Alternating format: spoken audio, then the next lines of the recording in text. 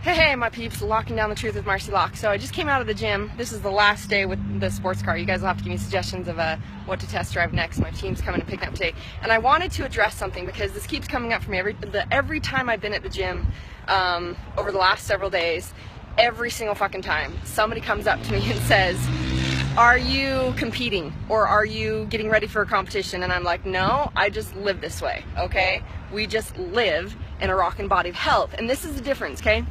So this is what was really coming up, is that it's so fucking easy to be aligned to a rockin' body of health, that you should be shredded effortlessly, that your body operates perfectly, that you have a ranking metabolism, that your body is naturally designed to be a fat burning machine and assist and support you in all things.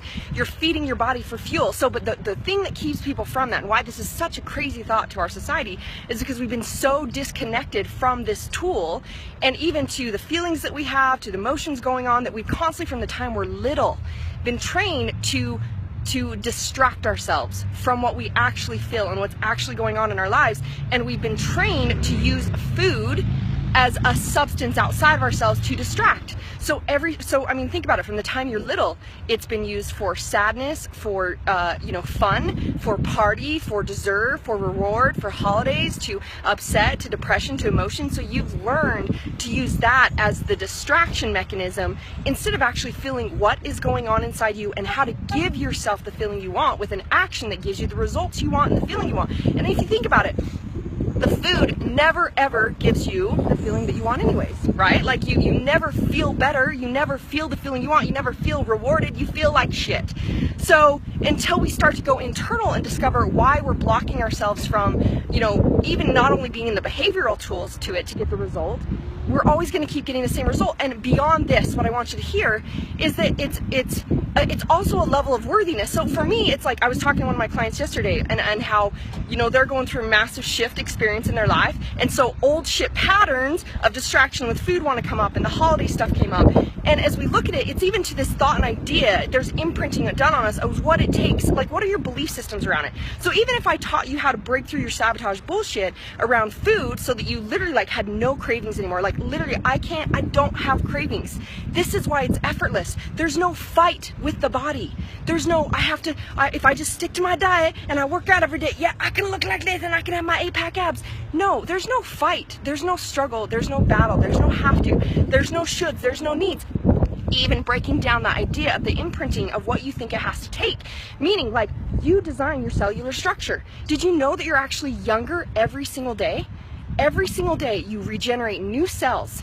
You generate new organs every single year. So this is what's interesting. The other day on Facebook, how it pulls up, videos or pictures or things of like, remember this memory. There's a video that pulled up for me 2 years ago. Right before I was moving to California, I was up in the mountains in Snowbird, and literally I had, I even had some wrinkles on my forehead, which I don't have anymore. And I see pictures of myself 10 years ago. I look 10 years younger than I did 10 years ago because I learned and understood that I actually designed my cellular structure. I design how my body operates based on my belief system and what I tell my cells. And so I started telling myself, this was like 10 years ago when I really started to study this, maybe less, that I even was like, I'm younger every day. And I started saying, I feel 20. Literally now I feel 20. I forget what age I actually am. And people ask me, I'm like, wait, let me think about this. How young really am I?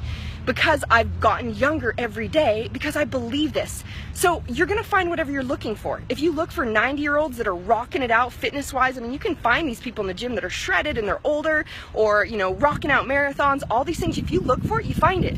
But instead what society's been looking for is like, oh, as soon as I turn 30 or I have kids, I can't get the body, or 40 or 50, my body's going to go downhill and it's impossible and blah, blah, blah, and the bullshit that you're saying. And a lot of people want to validate that because they don't, it validates that they're not failing. Oh, if this is how the body works and what society believes, I'm obviously not failing. Bullshit, you're choosing that. You are choosing that. So I want you to hear that from the belief systems that you're operating out of to the behaviors that you're operating out of to all these things all come into play.